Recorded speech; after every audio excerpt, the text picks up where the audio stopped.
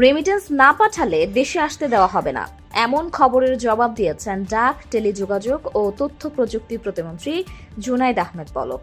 এ ধরনের গুজব ও অপপ্রচার বিশ্বাস না করার আহ্বান জানিয়েছেন তিনি। শুক্রবার দিনগত রাতে নিজের ভেরিফাইড ফেসবুক পেজে তথ্য জানান প্রতিমন্ত্রী। জুনাইদ আহমেদ পলক লিখেছেন, মাননীয় প্রধানমন্ত্রী জননেত্রী শেখ হাসিনার জনবান্ধব সরকার সবসময় প্রবাসীদের কল্যাণে কাজ করে যাচ্ছে। ইন্টারনেট ও সোশ্যাল মিডিয়া ব্যবহারে আমাদের সকলকে সচেতন ও সতর্ক থাকতে হবে। সকল ধরনের গুজব ও অপপ্রচার থেকে বিরত থাকতে হবে এবং অপপ্রচারকারীদের রুখতে হবে।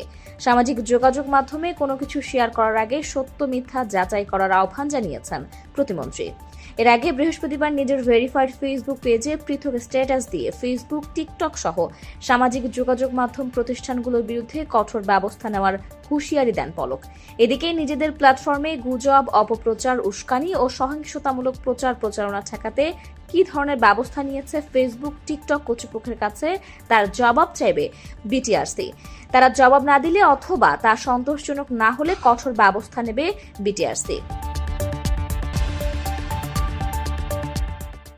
কারো কাছে স্বপ্ন পূরণ, কারো আনন্দের উপলক্ষ, আবার কারো জীবন পাল্টে দেওয়ার মুহূর্ত, কখনো জীবন বাঁচাতে সর্বোচ্চ গতিতে উড়ে চলা, কারো আবেগের শেষ মুহূর্ত, আপনজনের শেষ বিদায়ে শামিল হওয়া।